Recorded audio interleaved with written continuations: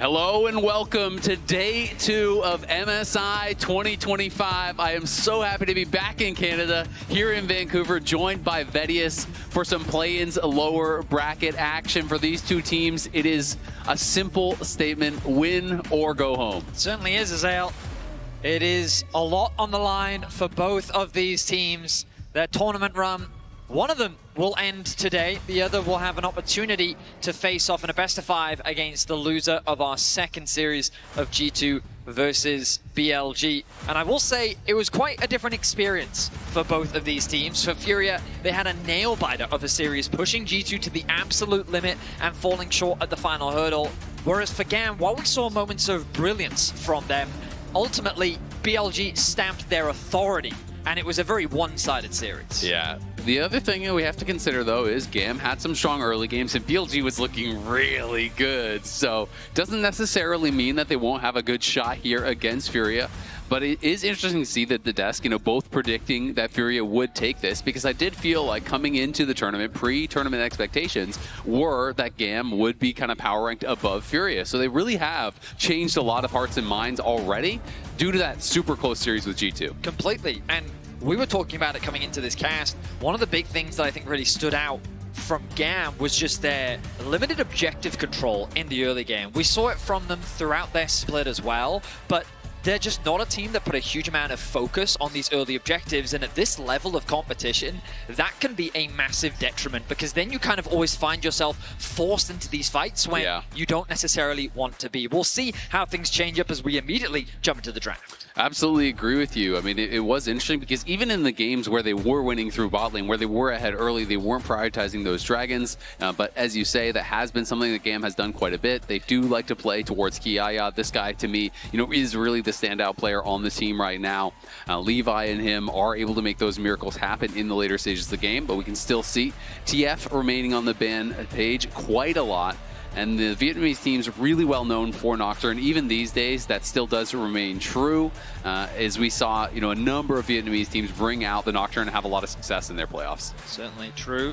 Yone is something that Furia do not want to experience again, something they ban a lot domestically, but also against Caps yesterday they had a tough time. The first pick, Talia, going to come through very quickly for Emo, who we should know is starting in Game 1. We got to see Eris come through yesterday with his RE performance, but this time around we're going to get the Talia locked in. For Levi, I'm wondering if we will see something like the Xin Zhao paired up alongside it, or if they want something a little bit more aggressive. Crucial to note that Pantheon is in fact open, which both sides have shown a preference towards. Exactly, that's what I was going to point out. Pantheon plus Talia, one of those really popular combos. I do think Poppy Talia also an incredible combo, so really everything up and available, as we're going to get Ahri and Xin Zhao locked in. It will not be a look towards that common Vi pairing, but Pantheon going to be locked in as a response on the other side. Now, for Tuts, Ahri is a champion that domestically many consider has to be pick ban worthy. You either take it away from him or you just deny it from being played at all. So the fact that he's insta-locked it, I think, is a big confidence play for him. Pairing it alongside Tatu, one of the young prodigies on the roster, I'm very excited to see how they match up, because when we think about Furia, I think a lot of what happens on the map is driven by their mid-jungle combo. But Kiaya responding with the Rumble, he did get the solo kill onto Bin yesterday, and we know that you were saying it just a few moments ago, GAM is a team that does like to traditionally play through their top side. Absolutely, and just look at the power picks really here for GAM. These are some of the most highly prized picks right now in the game. Two of the most popular solo laners paired with a really strong ganking jungler. A great setup is going to be grabbed there, and it will be the Galio answer here for Gigo in that top lane. Going to be bringing this into the Rumble. We'll be interested to see if he decides to play Phase Rush or if it is going to be Aftershock. There are some different approaches to how you play this matchup, but both obviously with their kind of clear strengths and weaknesses. Yeah, and he's no stranger to the champion either, something that we have seen come out from Gigo as a response. Right now, though, both compositions looking very solid and well-rounded. Feels like that when we think about how Furia want to engage on these fights, it is very straightforward in terms of they have a lot of pick potential. There's great follow-up on the engage. Once the Xin Zhao comes in, the Galio follows through. So now we're thinking about what bot lanes pair up nicely with this. Things like Kai'Sa could be a possibility on the side of Furia. If GAM wants to go a little bit more teamfight orientated, potentially risk averse against the dive. There's things like Zaya Rakan that could be a possibility. Rel, of course, kind of the prized engaged support that we have on the current meta, I think could fit into both compositions quite comfortably. Right now, Furia looking to remove Kalista, just a very staple and strong AD carry in the current meta. Yeah, absolutely. So Kalista off the table. We see that Braum's going to get banned away. MF and Varus were already banned away earlier, so quite a bit of targeting towards that bottom lane. Always interesting, too, if you do want to play more heavily through side lanes. If you're going to play with some of these semi-globals, then Senna's Prio can sometimes raise a fair bit. It is something that we have actually seen a fair bit from Artemis. He's played it a number of times. So what is the direction there we're going? The Braum ban suggests that GAM is thinking about wanting to get some hard engage on the roster. Things like Kai'Sa Nautilus, we already talked about the Kai'Sa a little bit. Zaya is, of course, something. Ooh, the Alistar coming through as well. Perhaps they're expecting a Rel to come through. If they're not, they're going to look to try and grab it for themselves. But Rel right now seems to be the prized choice, as we would come to expect when it comes to the current support meta. Yeah, it's very interesting. You know, when you ban Renata here with Kalista already being banned away, to me that's really showcasing that you want to commit heavily to dive. So I wouldn't be surprised to see something like the Kai'Sa that you had mentioned earlier. You know, if you want to go full all in, be looking for a complete dive comp here. I do think it would make sense. The Rel's going to come through, so that does really fit the bill of what we're talking about, where they are looking to kind of have this Rel as the delivery system for the Galio, you know, diving into that backline alongside this Xin Zhao, trying to assassinate some of these targets. I'm wondering if they're now thinking about a Zaya Rakan for the bot lane of GAM, if they want to have something a little bit more defensive, but also solid follow-up when the Pantheon decides to engage, or if they want to go for something a little bit more aggressive in the Leona. Seems like that Zaya Rakan is going to be the direction, and I think it's not only comfort for this bottom lane, but also it just responds well to the potential dive that's coming through from Furia. We talked about the Kai'Sa. I think it could fit quite nicely to round out Furia's composition. But, of course, the AD carry pool is still very deep this early on in the best of 5. Yeah, absolutely. I mean, there's a lot of different options on where you can go, but Kai'Sa does feel like it fits the bill as far as what they are drafting for. Smolder, obviously a very slow early game, but can assist with dive with the ultimate, you know, in the later stages, of course. And so they are going to try to secure themselves some scaling here for IU, so they are going to grab that Smolder. It will be weaker early on, but the scaling obviously very, very powerful. As everyone knows, 225 stacks, you get the execute, but the ultimate can sometimes be overlooked as one of those dive tools. It is quite powerful. So I will say that, like, looking at this, my immediate thought is I'd be worried for the Furia bot lane. Like, GAM have very easy tools to threaten dives early on the bot side of the map. Perhaps because they recognize GAM is a more topside focused team, they don't expect that bot level play. But we saw yesterday that Artemis and Elio, they're a bot lane that likes to scrap. They are not afraid to get in your face, and they will challenge you in the 2 versus 2. So I feel like that GAM, they have the tools to really punish this Smolder pick on the bot side of the map, and it becomes a question of how well can Furia control this mid wave. Taliyah versus Ahri, a matchup we've seen multiple times throughout the year. Depending on how much jungle influence there is, can heavily influence how much prio they're able to get, and both mid laners will likely look to try and roam and impact the map, and that roam presence is going to be crucial in this early game. Absolutely is. If you get the push, you can make that first move, and sometimes that makes all the difference here. Non-subscribers, we'll see you in 30 seconds as we are heading on to some G2 fans here, waiting for the next series. So we'll see if they can look a little bit better today. They're going to have to, I think, against PLG, who is looking very scary. G2, of course, going to be playing PLG after this series, but this is going to be day 2 of MSI 2025. We are in the lower bracket of the play-ins. These two teams fighting for their lives. Furia going up against the GAM. Brazil looking to really kind of upset some expectations here. Furia already really impressing people on day 1. Would love to get another shot, you know, at a BLG or a G2 if they could win this. You know, really get the chance to prove that not only can they compete in the series, but they can win. Now this is the, from my understanding, first best of 5 between Vietnam and Brazil. Historically, we've seen a number of best of 3s and best of 1s between the two regions. Loud and GAM actually holding a lot of the history between the two regions, but the record is actually 5-4 in favor of Brazil. Very close, 2-2 in series overall, but it's very competitive between the two regions, and I think that having this best of 5 is going to be a great opportunity for both sides to cement themselves on the international stage, that pecking order of wanting to compete. And we'll see how things pan out. In this early game, Artemis and Elio getting a bit of control. So you talked about, yesterday, Artemis, how well this GAM bot lane was playing. This was a 2v3 kill that they were able to pull off on an early gank, going so aggressive against the BLG bot lane. Even with this gank coming through, they were able to get a double kill on Artemis, put himself in a good position. Yes, they didn't win the game, but GAM, their bot lane is not to be underestimated. And if IU thinks he can get a free lane here on the Smolder, if he thinks he can just chill and scale, I think that Elio and Artemis are going to have something to say about that. Oh, I completely agree with you. Zyra Khan can be such a terrifying lane to play into, and I think that Smolder just doesn't have the same tools that a Zyra does in the early laning phase to really fight. And so while Rel does have some great setup, it's going to be very important to keep track of these junglers. And as I say that, our observers highlight the pathing that we're seeing on the map right now. Yesterday, we saw a lot of pathing from Levi towards the top side of the map. He's starting top side, pathing towards bot. Talia should have the tools to get early prio against an Ahri, as you're seeing on your screen right now. And so I would love to see GAM set their sights on threatening a bot lane dive. Even if they don't succeed in the dive, denying farm, denying experience, just better setting up Artemis and Elio in this matchup, I think is a great way to approach this early game. Absolutely is, and I touched on it briefly in Champ Select. The kind of the options here for Gigo on the top side. Generally, you're going to go Aftershock or Phase Rush. He has chosen Aftershock. What this means is that you can't trade as aggressively. When you have Phase Rush, you can go in with the Justice Punch, actually take an aggressive trade, and then kite out with the Phase Rush. If you try to do that with Aftershock, oftentimes you're just going to get slowed down by the Electro Harpoons, and you're going to hard lose that trade. So it does mean you have to play a more defensive style in this matchup, and you always have to respond to the plays that Kiaya is going for instead of being as proactive. So there is a cost there, but we'll see how he's going to be able to play it out. Because if you do get too aggressive, Rumble can definitely punish you. Conqueror coming through from Artemis on the bot side of the map as well. Trusting in his ability to build up those stacks in the extended fight gives you a lot of power. Level 3 comes through, quick knock up, quick trade. Yep, Jojo going back in with the crash down. IU does get pushed out very heavily.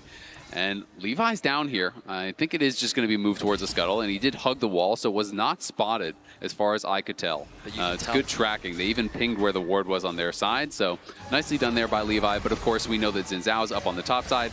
Gigo did move down on the Galio to cover, so they have clearly an idea of where Levi would be, even though they didn't spot him. The Scryer's Bloom actually just spotting out the jungler there onto Levi, so Furia did get that information, but you could tell how hesitant they were. Getting that kind of a trade, immediately the jungler's like, ooh, this could be a nice opportunity for a dive. Not going to come through though as the reset comes through from Levi. And just look at all this warding up on that top side that they had actually placed down. They're clearly very concerned about a potential early gank from the Pantheon. 4 wards, 3 wards placed up there on that top side by Furia, knowing that Levi could look for something early and not wanting to fall prey to it. Especially given that Gigo did get that early push in the 1v1 on the top side of the map, but so far, small advantages being built in both mid and bot just because of the pressure that they do have in their respective matchups. Early bases have now come through from both mid laners with the TPs being expended as the junglers making their way back out onto the map and beginning their second clear. So a very timid and safe early game, something that we've come to expect from GAM. Based on Furia's series yesterday though, they're a team that I think are both willing to play the fast and the slow style. Now this is what I'm talking about. It can be a bit risky as you overheat there, but he's close enough to his tower. Did go in for that Justice Punch, gets a decent trade, but Kiaya could not chase him down. No lane swaps coming through here early as Artemis just heads straight back down towards that bottom lane. And of course, Elio tried to look to see if there was something mid, couldn't find it. Now going to try to see if he can catch IU here. Does force the flash as he used the flap early and then was not able to actually avoid that grand entrance coming through. The pullback of the feathers. Ooh, Tatu making his way mids. Oh, will Tuts look for the Charm Flash? Not going to, as Emo plays very respectfully. Early flash, I think it was needed in that case. Don't hold on to it and take too much damage. If you're going to have to flash and you've already TP'd, just spend it early, keep your health high. Nice little punish. Now look at Levi once again, setting his sights on the bot lane. With no flash, I mean, look at all the wards in the mid lane. You were talking about that vision coverage. They're hyper aware of the potential roam from Emo. They do not want this Talia to be roaming bot, but Levi has snuck his way in, and here comes the dive. Yeah, has not been spotted. IU does have his cleanse. We'll see how they're going to try to pull this off. They will be looking for IU. There's the aggro pulled by Elio. They're on to IU, and IU is knocked down for first blood. Artemis the one to grab it, but Toots is on the roam here. Toots coming down, does have his ultimate available, so I think they're going to look for more. Levi has got to try to intercept this charm if he can do it. Flash comes comes out from Elio. Turning the damage around is Levi. Emo making his way down here. The charm does not land from Toots. Can't find it on the Ahri. The GAM bot lane survives the pressure as the mid lane roam can't find anything for Furia. We talked about it from the draft, and I love that GAM executed. The bot lane was doing so well in terms of setting everything up for the dive. They burnt the flash, they did the damage, they stacked the wave, and Levi's timing was nice. Elio is the one to grab the aggro. Once the cleanse comes through, he still connects the knock-up, and then he uses the heal to guarantee that he stays alive. Artemis throws out an auto attack onto Jojo, which means that he also takes a chunk of damage as well. And at this point, Jojo's just trying to keep Levi around, so there's a possibility for them to turn the play back in their favor. But unfortunately, the Ahri can't really convert it into anything. So GAM find themselves with first blood. Yep, you can see them watching on there. Going to be very happy about how this game is starting out. But again, they were able to have a really successful early games against BLG, so it's about how they can move this forward. And either team has looked for an early dragon. Yesterday in the series against BLG, that was critical. BLG was always stacking these early dragons, quickly pushing the game towards Soul. And if neither teams are going to go for it, we could definitely be in for a slower pace as far as that is concerned. I mean, yesterday it was back-to-back-to-back Souls. So GAM were very much dragon averse. They did set their sights on a few grubs here and there. We'll see if that priority is still true here in this game. Right now in this early game, things are looking favorable for GAM. Artemis really being set up for success. The BF sword coming through for him means that this Smolder, being a full level down as well, very susceptible to more plays. Levi with the level 6, pathing back towards bot. And the problem is with the early pathing that we saw from Tatu is he always finds himself on the opposite side of the map whenever these plays are coming through from Levi. Their pathing are on opposite sides. The vision coverage in this early game continues to be strong. They're doing their best to track Emo on his roams, but when it comes to Levi, he's still able to find these angles. Yeah, no, absolutely. It is problematic, and Levi is going to be spotted by that pink ward. We'll clear out a couple here, though, as a fight breaks out on the bot side. Ayu going to get hit by the feather pull. He's getting incredibly low here, and they're going to go for the kill, and it's a 2v2. Straight up kill. In comes Levi just to put the exclamation point on it. He saw Tatu coming, and he wanted to make sure he was there to cover. They get the kill. They're heading to the dragon, and GAM going to grab one of their first early dragons here of this event. I mean, the early games were the promising part from GAM that we saw yesterday. In Games 1 and Games 2, they were able to find these advantages, but Tatu wants to try and contest this dragon. I don't think they can do this. Yeah, I don't think they're going to be able to get in there. Levi has the Q Smite charged. Those were the early games against BLG, so kept it close. Toots looking for the charm. Levi's able to avoid it. In comes the ultimate from Tatu. He flashes in on Artemis. Artemis does not have an ultimate of his own, but he's going to get him with the feather pull. Roots him up, trying to cut him out. Flashes to safety, but he's going to be shut down there by Toots, and now Emo's in trouble as well.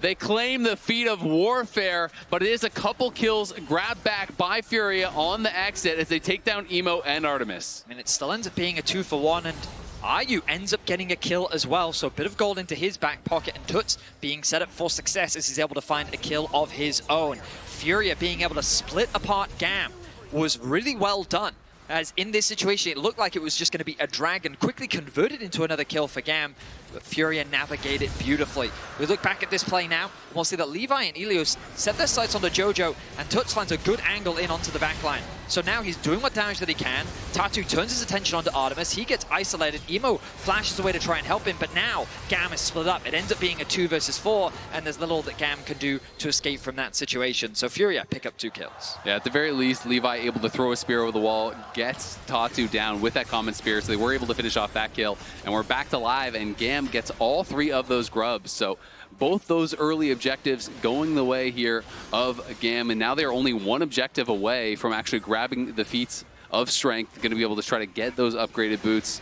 They are looking really good in these early levels, but of course, Furia not down much gold at all. They do have a nice little advantage there on Toots in the mid lane, and they're going to be trying to continue to buy time for Ayu. That is where I think the big problem is for this Furia team. I mean, he is down over 20 CS. He's going to be down experience. He's going to be down gold. And the Smolder needs a lot of time already. And sometimes when you get really put behind the curve, it can be very difficult to kind of catch back up, as he's only at 53 stacks right now at 10 minutes. So definitely a very slow stacking game so far for the Smolder. Completely agree. Furia are going to have to stall things out, but ultimately not the worst position for them to be in. Tatu shadowing Gigo right now. Oh, Gigo was trying to actually bait Kiaya, and he did chase after, spots Tatu, has to flash out. Of course, he would have been able to win that 1v1, but it was not a 1v1. It is now a 1v3 as Toots is down here. No one's really in the area to cover, so Kiaya might just have to ult the next wave, but even with that wave going to be taken down, I don't know if he's going to be able to survive here.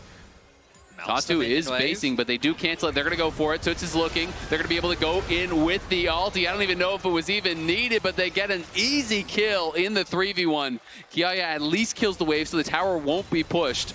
And Emo is going to get some pressure down in mid lane while he looks potentially towards a play on top. Levi seemed indecisive as to whether he wanted to support. When the Rumble ultimate came out, I think the communication was, I'm fine. And I genuinely think that Kiaya thought that he could outplay that situation. The part that threw him off was that Galio ultimate providing the resistances that it did. He landed a nice slow onto Toots, but it wasn't enough to keep him underneath the tower, and so Furia execute upon the dive. Now, Tatu, aware of the possibility of this Pantheon being on the top side of the map, moves to cover. And GAM have full information of this. They will spot him moving into the wave. Let's see if GAM can find a way to punish this. Keep your eyes on the minimap. Emo moving into the topside river. The Talia looking to try and contest. Levi's coming as well, and Levi does have the ultimate up and available, so they're going to try to bait, and in they go. The engage comes in, so does the teleport. Here comes Levi. Levi arriving. They're focusing down Tatu, but he has the ultimate up and available, and Ayu's trying to kite out on the other side. Gigo has arrived as well, and it's looking like it's a good fight for Furia. Toots is on his way. Furia trying to just buy time for the Ahri to arrive, as Levi's trying to take down Tatu. Tatu does fall. Gigo goes in with a Justice Punch, connecting in onto Levi. Ayu trying to knock him down. Jojo doesn't land the stun, but it doesn't even matter because Toots is here and he is on a killing spree. Levi trying to actually base in the brush, is going to get spotted, does land the stun. Does he have his E up and available? Doesn't look like it. And Toots has the ultimate back now, forces the flash out of Emo, gets the kill onto Levi. It was GAM looking for the play, but it was Furia who come out on top. It ends up, I think it was a 3-for-3 at the end of that exchange. A bloodbath in the top side of the map. GAM recognized that they were in a 4 versus 5, as Kiaya was just left isolated on this bot side of the map, no TP available to get involved in the fight. But the idea here is that GAM want to try and get a quick kill, knowing that they can collapse first. But their target focus is a bit off, because while the engage comes down onto Ayu, Artemis can't hit him. He has to focus on dealing with both Tatu and Jojo, who gets a nice counter engage. We're back into the action.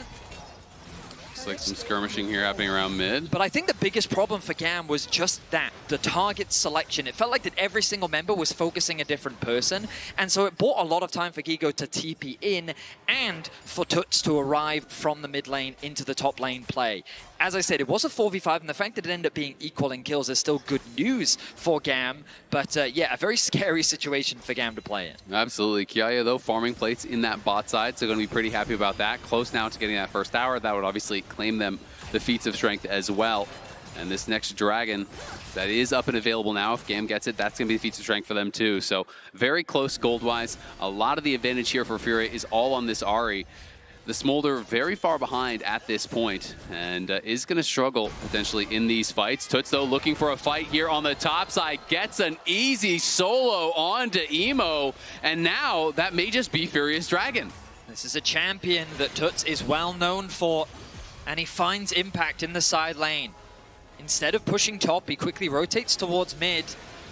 Looks like that his main goal is, I want to be there for the team to help secure this dragon, but once they realize that GAM is in no position to contest, he moves back towards the top side of the map. Easy objective pickup for Furia as we look back at this 1 versus 1.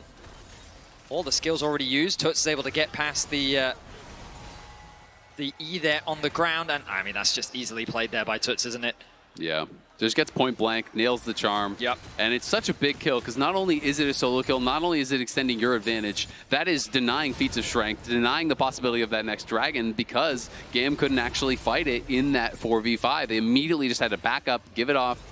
And so now Furia is tied up as far as the dragons are concerned. They have this massive Ahri who is going to be problematic, but it's GAM right back to the objectives, looking for the feats of strength here once more. Going to be trying to finish off this Herald, but Tatu and Jojo are in the area. You can see Gigo quickly running up the river, trying to get here. It's going to be smoked down by Levi, and now they're focusing down on Tatu. Tatu is going to get burst out immediately as Furia tried to fight this, but they were kind of just too late, and now Kiaya is looking here. The equalizer is going to land right down onto Toots. He's got to get out of there. He's got to protect that bounty. Jojo, though, in a lot of trouble, and Kiaya coming in from behind. The rest of the team all is here from GAM, and it's a 5v1. Toots has got nowhere to go. Can he even get one back onto Kiaya? He cannot. as Furia overforce at the Herald. They lose the fight, they lose the feats, they lose the Herald, they lose the tower. That is a disaster. An ambitious contest from Furia as they tried to fight this Herald when they just didn't have the numbers. GAM recognizing the positioning mistake, very quick to punish, collapsing onto Tatu, converting it into a multitude of kills, a huge advantage, and look at how the gold swings. Just short of 3K is, ooh, Furia looking to fight back. Yeah, Gigo teleporting in. They're going to try to go for a long chase here. Has GAM overstayed? Elio is the target for now, going to hit by the Justice Punch. In goes Levi. It's going to be a triple taunt there from Gigo, but Artemis is hitting back here. He cleansed out of the taunt. Now another teleport is coming through. Ari does not have her ultimate, and Emo is arriving. Will they be able to actually exfiltrate here as Emo trying to dodge out on the charm, but he's going to be connected on. He's going to be knocked down immediately. In comes Ayu. The first kill of the fight goes the way of Furia, and now they have numbers. In comes Gigo. Down goes Artemis. It's a shutdown for Toots. The charm flash will not connect onto Elio, but they will get the 2 kills. GAM overstays their welcome on the top side, and Furia makes sure that they know it. I mean, they even converted into 3. Furia are fearless. They recognize that the fight wasn't good before, so they say, you know what, let's try it again. They commit the TPs. Ari's ultimate was just about to come off cooldown, and this is the second half of the fight. GAM, of course, had just won one. This is a 3 versus 3. Azel, you noticed it in the fight. The 3-man talk comes through from Gigo. He's getting good damage down, and GAM realize we have to disengage because the TP is coming through from the Ari. Toots arrives on the flank, and you think at this point there's a bit of a stalemate. GAM could surely walk out of this, but a charm is going to connect onto Emo. The Talia is going to fall, and with the arrival of Ayu, it's just a cleanup. And it's great for Ayu to be able to grab that kill. He got a shutdown, he gets double buffs. You know, the Smolder has been the one who has kind of been behind throughout this game, so getting that little injection of gold is going to help him catch up. He is still very low on stacks, though. We're at 18 minutes, and he's at 140 stacks, so is going to be quite far off that 225, but does at least have a couple items here now through. You can see Vietnam versus Brazil very close internationally. You touched on it earlier. It is 2-2 as far as series wins as Kiaya and Levi looking for Gigo. The flash forward comes in there from Levi. Nowhere to go with the Justice Punch. Levi grabs another kill. It is a bloodbath that he is 10-10 at 18 minutes. These teams just don't want to concede any ground, and they respond to the aggression with their aggression of their own. Toots, you could tell that he was fishing for a pick there. Decided against it, moves back towards the top side of the map. I think the biggest thing is that Kiaya has largely just been left uncontested. While Gigo has been grouping a lot with his team, Kiaya has been securing plates, he's secured a tower, he's been getting a lot of free farm, and you can see that's resulted in about a 750 gold lead in isolation, and while Toots is becoming this monster Ari, advantages everywhere else in favor of GAM. Absolutely. Ayu, though, does now have his Infinity Edge completed, so he's got the Essence Reaver IE. He's not going for more of the kind of like spellcastery thing where people sometimes go Essence Reaver Shojin or Essence Reaver Rapid Fire Shojin. This build does so much damage, but you are very squishy, especially once you get to the Rapid Fire as your third item. That's what I am expecting. The Q poke becomes really difficult to deal with. It really can force engages from your opponents. That being said, the engages are pretty good when it is for Con and Flash stuns, so he will have to be pretty careful as you are very squishy on that Smolder. The biggest thing is that Ayu's actually taken over Artemis in experience as well. The fact that he was put so far behind, he was a full level down. They've done a good job of getting him back into the game. And we'll get to see some of that late game prowess. As you rightly said, those stacks still quite a ways away. Stacks are hurting. They certainly are. But in terms of itemization, at the very least, he's in a good spot. We turn our attention to the minimap once more. In terms of map control, GAM is in a great position because they are 4 towers up to 1. This means that they can push these waves in deeper. And with that mid control they have, they'll convert it into another dragon. Furia deciding to give this one away, as they know that they're not in the best position to fight right now. But as long as they continue to play around Toots, he is their main win condition. We've talked about it a lot, about how this is a big pick for him. Oh, Jojo going in here. That was, I think, his real flash. He expends it onto Elio. Elio just dodging back and forth. A couple ultimates there. Was that Hex Flash or an actual flash? I'm not 100% sure, but it looked like it might have been his real one. As it's a pretty heavy commitment just for Elio, and they do just trade his ult. Yeah, I guess if they find that pick, they can consider turning it into an Artican and maybe a bigger fight, but even then, it's a scary thing to do against a Rumble. In any case, Ari's ultimate going to be on cooldown for a bit. There's a few moments here where GAM could look to capitalize, but the truth is there's not really much to play for on the map. Really, at this point in the game, you're looking for pushing on these waves, getting control over those side lanes, and then starting to get that deeper vision into the enemy jungle. This is where information is key. You want to keep track of exactly where your opponents are on the map so that you can maybe punish. Start off that Arakan when Furia couldn't respond, because right now Tadu's on the bot side of the map. They have the jungle on the top side, and that deep vision can be valuable in being able to find out that information. Yeah, absolutely. Elio getting some wards over the wall, but Jojo going to reveal his position to clear this out. Average time to 225 in pro is 2250. So is going to be quite behind that mark if everything continues going on this pace. So IU will be put down quite a lot, but his gold not in a bad spot. He is working in towards that third item, so he's still going to be quite relevant. But would love to really try to accelerate those stacks, and it would be interesting to see if they start giving him some of the Raptors and things like this to try to help facilitate that, because IU just has been really behind where he wants to be. So right now we kind of take a brief pause. We've seen a lot of action so far in this game, as you highlighted, 10 to 10 to kills. The tower advantage heavily in favor of GAM.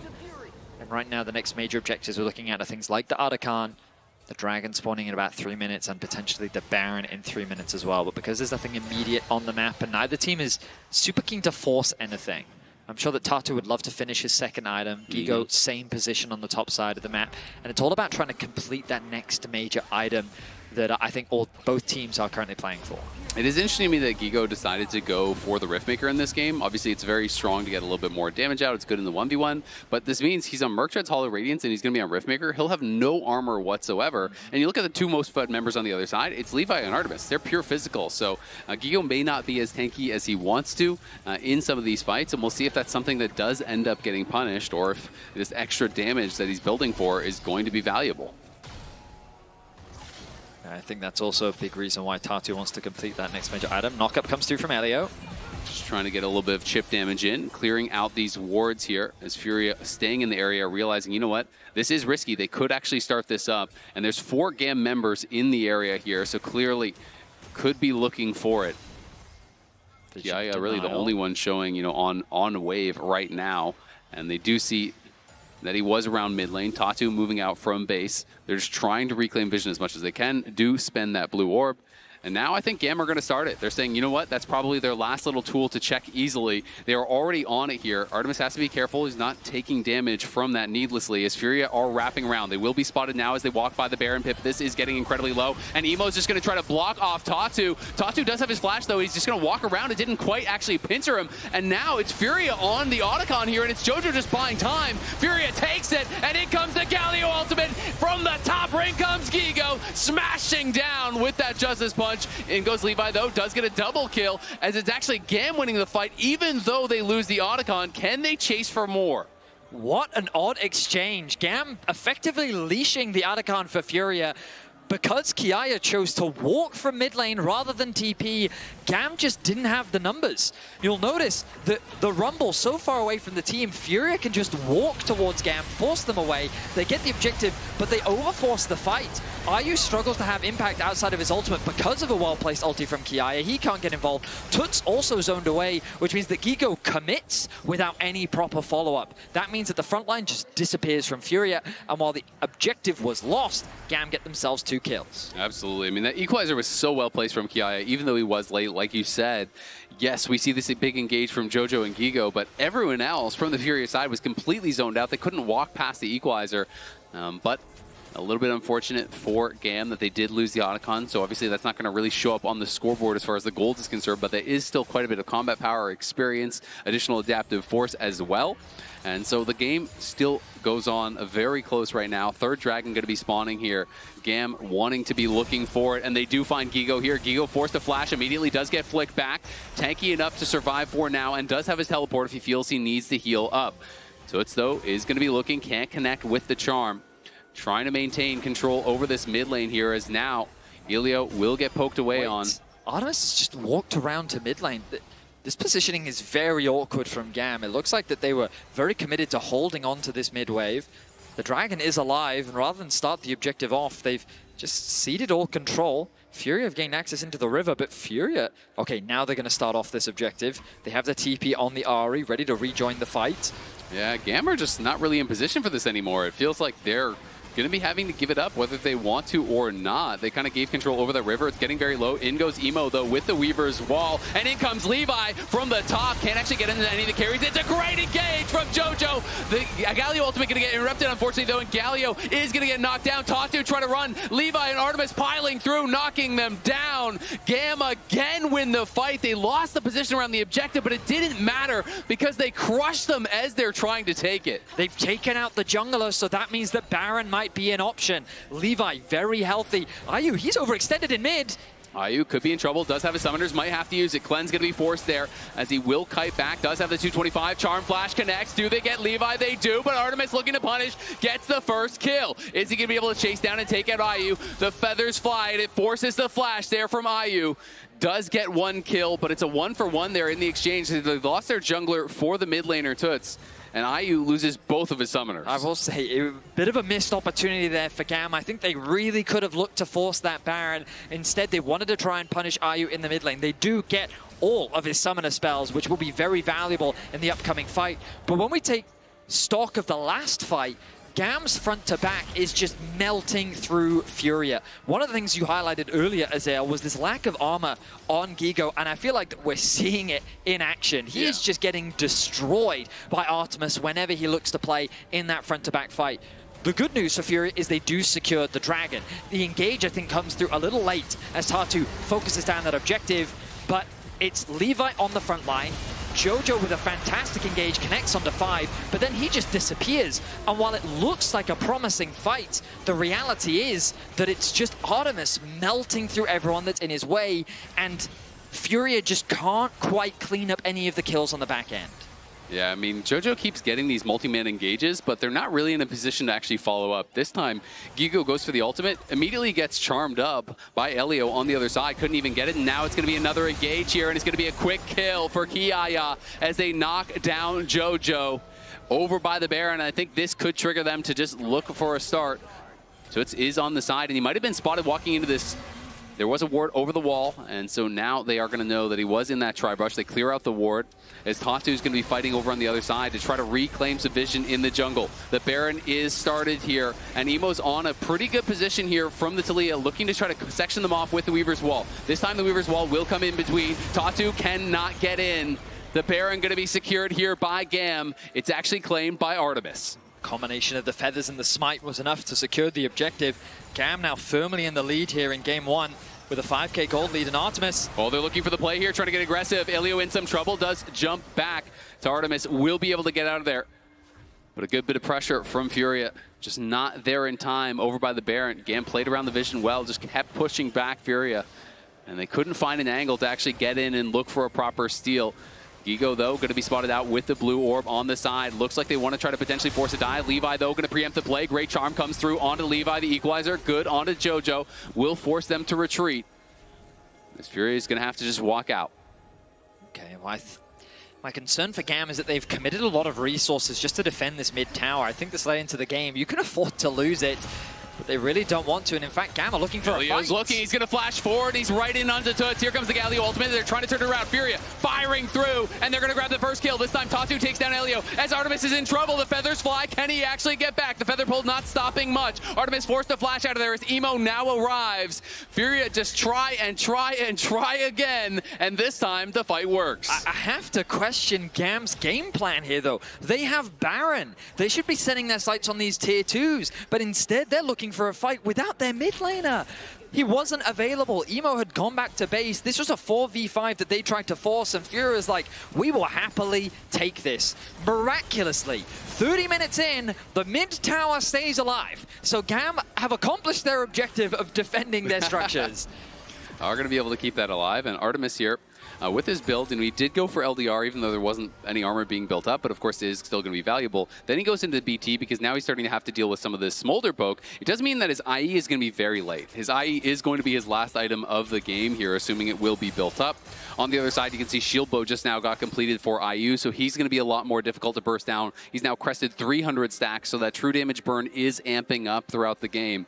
And he is going to become a real threat. As much as the game has been about Toots, at this stage, it starts to become a lot more about that smolder. You cannot allow this guy just be constantly getting that Q poke onto your team. Yeah, I very much agree. Like, the game has gone late enough, and I feel like GAM is not leveraging their lead in a way that's going to stop IU from running away from this game. Yeah, we are just gathering in mids. Remember that they still have double TP. They also have Emo's ulti. I'd love to see Levi going in on a Gigo, though. Nice. Shielded Rand's going to be able to block that up. We can see that Tatu goes in. Tatu's going to be rooted up, and it's CC'd up, and in comes Emo with the Weaver's Wall, sectioning off the team. Levi trying to finish one off. Jojo does fall. Toot's going to be in trouble now, as Kiaya is going to have to go to the stasis. Tatu is running. Levi trying to chase after, and 1v2 the top side here from Furia, but he is put low and will have to retrieve back. Toot's now looking.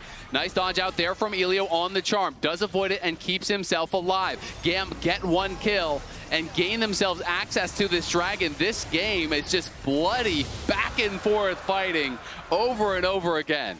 I mean, I don't really think GAM got much value out of the Baron aside from removing it from the Rift. They do get a winning team fight and they do convert it into a dragon. They now find themselves on Soul Point. But these teams are just grouping up and they are just fighting to the death. And I feel like that this will only favor IU as the game continues. Like, as you are highlighting, the Smolder continues to stack, and as long as he's able to get the damage down, this Smolder is going to be a real problem for GAM. Absolutely is, and these are the live stats here for Furia's IU. You can see where he was, how much damage he has now done at this point in the game, 24,000 that he has racked up. The early deficit no longer matters. Yeah. You know, he has been given the time to catch up and really get to a very strong point of the game. Smolder is going to be a problem for this team, but damage ramping up really all around. You can see the death cap's been done for Toots for a while. Seeker's arm guard now coming in here for Gigo. I actually feel like it's correct at this point. Like, trying to build a Randwin's or pure armor at this point when you're this far behind and the Black Cleaver's done, the LDR has been done, is not going to do much. So I do think the playmaking of going towards the Zonias makes more sense. That's going to give you more survivability than pure armor will at this stage in the game. So, Baron is in about a minute and a half. This will likely be the next objective that both these teams will fight for. They need to get these side waves under control. Trying to secure level 16 for a few members ahead of that big fight is going to be important. 33 minutes in, it's been an intense back and forth, a ton of team fighting between the two teams. And ultimately, as you highlight, I feel like this is going to be a game of the 80 carries. I feel like GAM has just been winning in the front to backs. Jojo and Gigo, their engages have been good, but it's the follow-up that I feel has been lacking from the side of Furia. And because of that, GAM have been able to just destroy the front line, turn it into a cleanup situation. In a lot of these fights, it's usually been 1, 2, maximum 3 kills. They haven't really just completely wiped Furia off because IU and Toots are playing very safe still. A lot of mobility available on both champions, also very defensive. Whereas Furia, when they find picks, when they find collapses, I feel like they've been able to get a lot more, but then they're not really converting it into a huge number of objectives. They do sit on 2 dragons for now. Of course, they did punish the Artican earlier, but this Baron is going to determine a lot. I think the death timers are getting up there, and a single fight may be enough to pretty much determine the outcome of Game 1. Absolutely agree, and I've got to give a lot of credit as well to, I think, Kiaya and Levi, who, you know, when Jojo and Gigo are finding these good engages, they are actually zoning out the backline from Furia, you know, really making it difficult for them to find that follow-up here, as we are posturing around the Baron, and that is 1 Q from Smolder. Just about losing a quarter of your health there is Artemis, as that rapid-fire Q plus the true damage burn really does become a problem, but this is why Artemis built the BT. He'll get access to that mid-wave, and he'll right back up. Now, Furia did a good job. They instead prioritized the mid-wave in order to gain access into the river. They've cleared out some of the vision, but now they need to move back towards mid to contest the next wave. Levi is hovering around the top lane in the fog of war. Toots. Okay, he's going to safely secure that objective. Oh, in comes Emo, going to section them off. They're going to look for the engage, and they're into the back line already. And it's IU down incredibly low. It's IU getting killed off to start the fight. But on the other side, Artemis is in trouble. Gigo shuts him down. Kiaya trying to get the work done as Levi's going for Toots. He can't finish him off. Toots barely survives. And now we're into a 3v4. GAM looking for more. Trying to get the flick back. They do land the flick back onto Gigo. He's incredibly low. He's running for the hills here, but Tatu is there to save him. Gigo and Toots limp out of the fight with such low health bars, but they do survive. A quick engage comes through from GAM. They try to punish the Ahri clearing out the control ward around the Baron.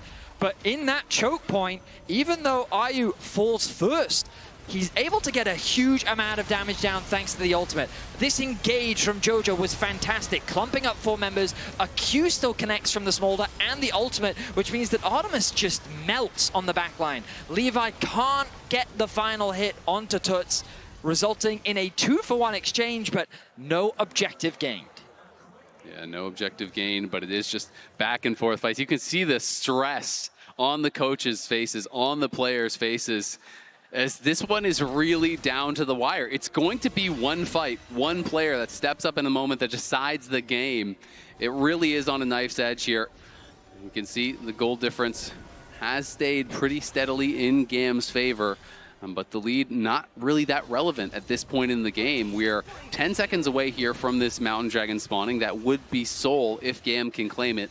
They would love to do so, but a Mountain Soul not going to guarantee you a win at this point. I think the biggest thing is just the lack of summoner spells for Ayu. He doesn't have a way to escape. In the last fight, we saw how dangerous that can be for this Smolder. Does have the QSS he just purchased, though, so that can help him somewhat. Certainly Doesn't can. obviously fix the missing flash, but can fill in for the cleanse. Ultimate now available for Levi. Still level 15. He has sacrificed a ton of farm. He has not been clearing camps, while Tatu close to taking over level 17. They go. They're looking for Ayu. They want to try to get their eyes on him, but the flick does not connect. In goes Elio to try to finish him off, but they don't have the damage until just now. They get the kill, but in comes Tuts. He's trying to turn around. Artemis, though, still firing, still standing. Kiaya flashing in with the overheat, trying to take down Tatu. Artemis is trying to get enraged, but he just can't finish him off until just now, as there's a double grab by Kiaya. They want Gigo as well. He's going to go into the stasis. Kiaya tanking up the tower as the Feather Pill will kill another. GAM win the fight. They take down 4. It's only Toots alive. He's going to try to cut the minion wave to prevent any sort of an end, but this should be Soul for GAM. What a crazy fight in the mid lane. It felt like health bars were just disappearing in an instant as we saw an insane engage come through from Levi. We're gonna get a look at the priceless MasterCard moment of the game as the Soul is secured by GAM. What was an insane fight. These death timers are still quite high. Will they be bold enough to try and start the Baron? It looks like they're gonna do it. Yeah, they are going to do it. Nice Aegis Assault there. Is able to immune that charm damage as they are overheating and they are bursting this one down. It is already down well below half. Jojo is on the way, but it's going to be too little. It's going to be too late, very likely. He goes and he steals it! You're kidding me! Toots refuses to lose. The Ahri makes the play and keeps Furia in the game. How does he find it? On the Ahri, he's been making great plays all game, and he keeps Furia in it by finding another. The Baron will fall. He's going to pick up a Vegi's.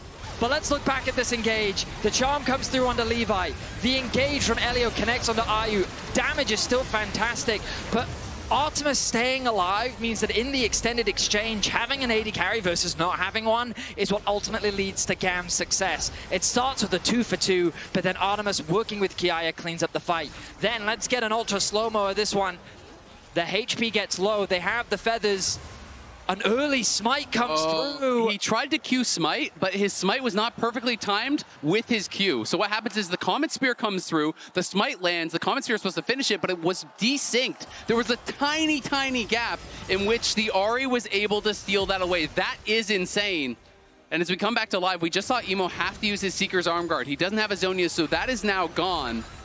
As you can see, Artemis and Kiaya getting so much work done, but even though Ayu was focused down, he did the most damage on his team. You are really starting to see that Smolder scaling. You get one Q that bounces through a lot of teams. Exactly. It is problematic.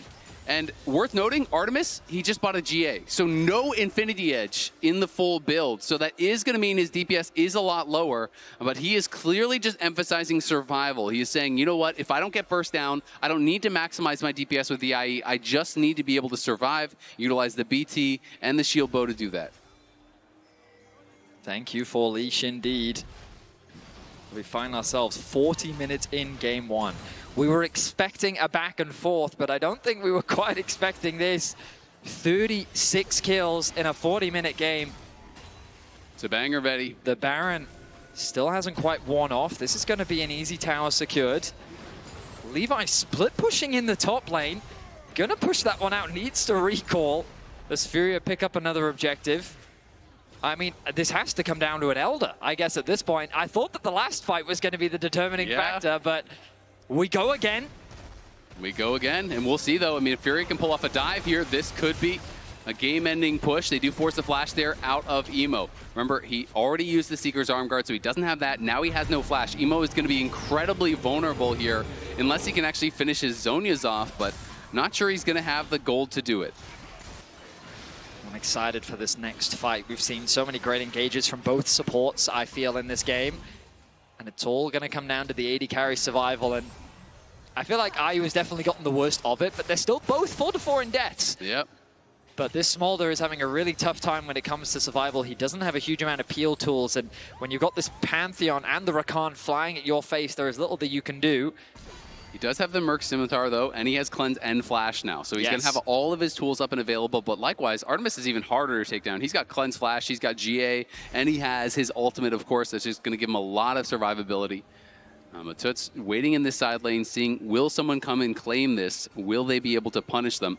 I can't believe he's picked up a Magi this late into the game. I feel like a Void. He's feeling himself, I guess man. He sat there and said, you know what, I don't need a Void. Oh, no, he revealed. He got greedy for the wave, and now we'll see if he can actually get out in time. Levi's going in with the ultimate immediately. He's going to be stunned up. Toots may make the big play earlier, but this time he is probably going to be punished. He's trying to run out. Everyone from GAM is coming, but the rest of Furia is actually pushing mid lane right now. He's going to run into Kiaya. Does land the charm. Toots trying to make something happen, but it's just going to be a bit of time bought.